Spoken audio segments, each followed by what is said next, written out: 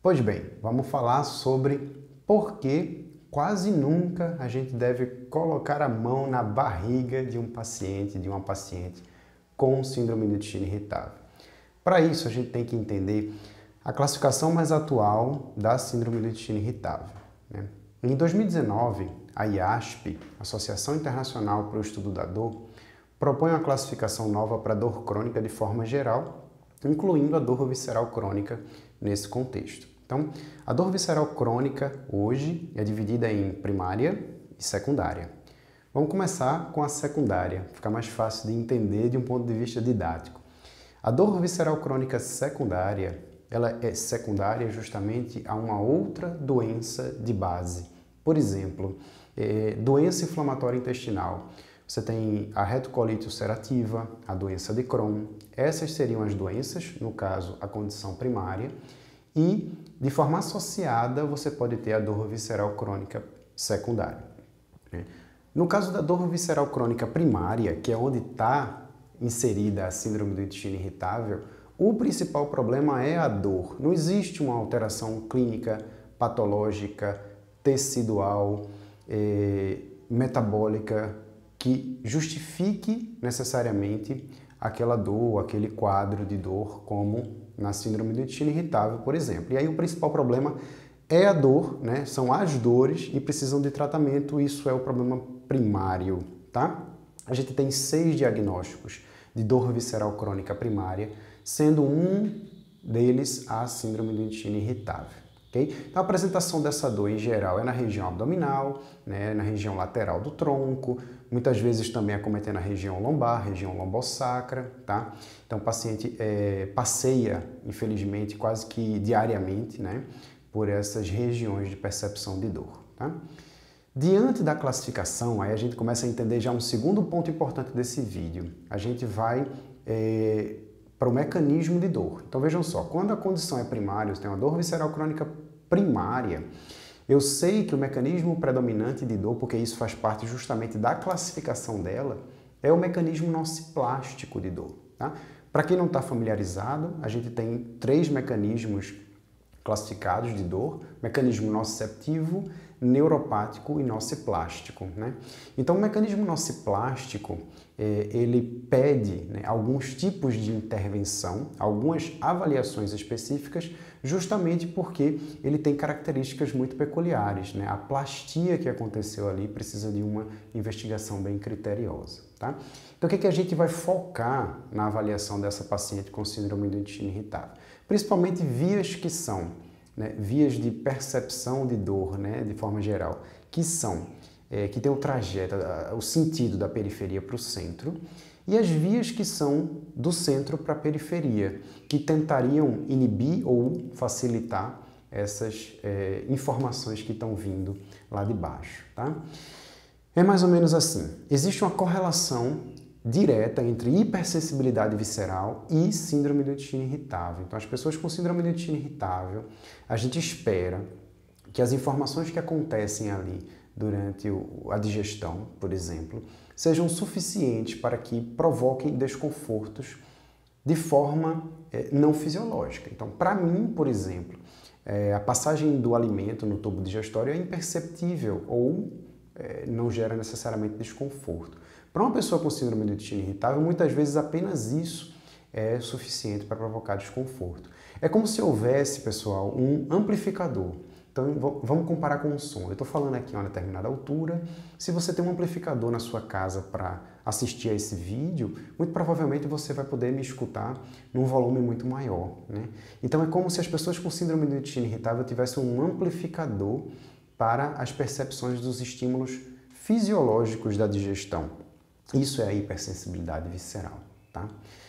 Então, como que a gente consegue avaliar na prática isso? O principal teste é o teste de somação temporal. Muito provavelmente você já ouviu falar dele, se não é bem fácil pesquisar. É um teste usado para avaliação da dor de uma forma geral, principalmente dor musculoesquelética. No caso da nossa paciente com síndrome do intestino irritável, a gente vai realizar nessas regiões, principalmente no abdômen, que são as regiões mais acometidas. Normalmente, pessoal, pacientes com síndrome do intestino irritável apresentam um resultado no teste de somação temporal não fisiológico. Somação temporal é uma coisa normal, todo mundo deve ter. Porém, no caso da síndrome de intestino irritável, ela estará exacerbada, ela estará não fisiológica, tá? É justamente um teste que provoca estímulos repetitivos numa determinada região para ver se com a somação desses testes a nível de tempo, né, a gente consegue gerar uma resposta de repulsa, uma resposta de percepção de dor, de desconforto. A gente sabe o que é normal para não provocar essa resposta. Em geral, pessoas com síndrome de intestino irritável, esse estímulo é o suficiente para provocar uma resposta. Tá? Então, em resumo, para o que eu falei até agora, síndrome de intestino irritável, mecanismo de dor predominante é o mecanismo nociplástico, que a gente vai avaliar sobretudo vias que são periferia-centro e centro-periferia.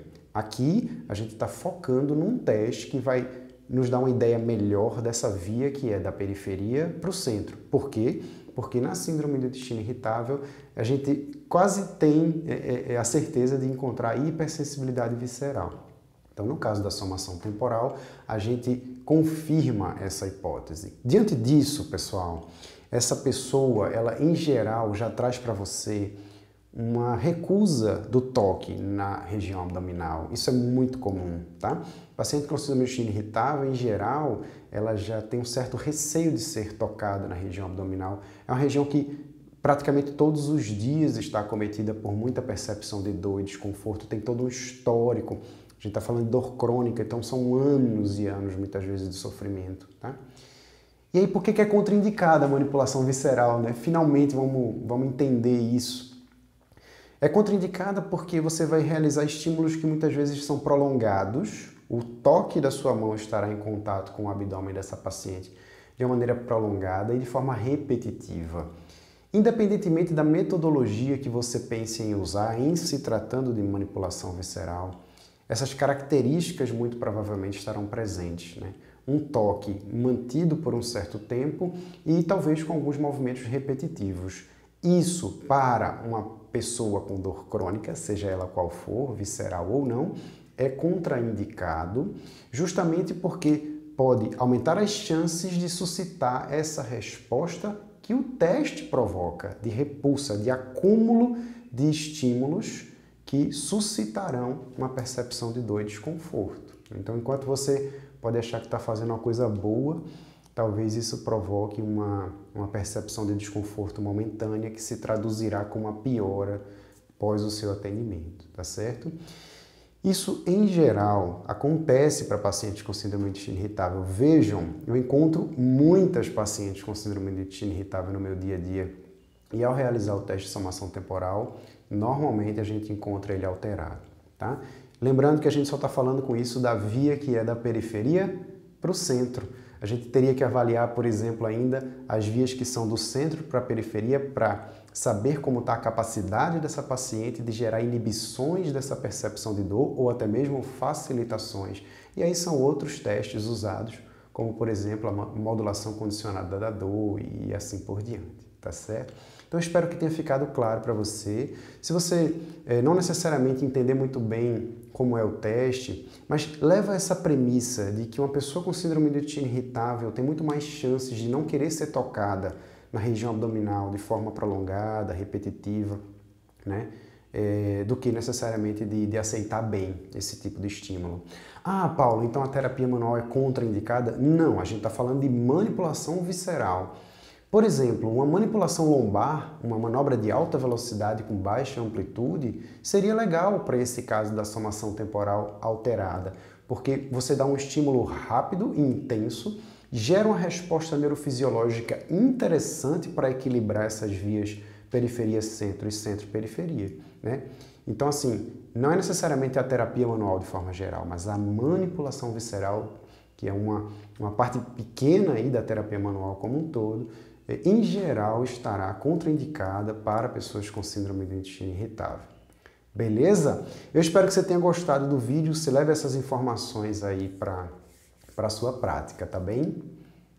E se você tiver interesse, né, de aprofundar tudo isso, aprender a realizar toda essa avaliação, né, de todas essas vias, não só na síndrome do intestino irritável, mas em todas as condições gastrointestinais e de dor visceral crônica primária e secundária, em que a fisioterapia conta com bons níveis de evidência para respaldar a sua atuação, lembrando, não deixa de garantir sua vaga aí no nosso curso online, que está com inscrições abertas até o dia 7 de março, tá? E as vagas já estão acabando.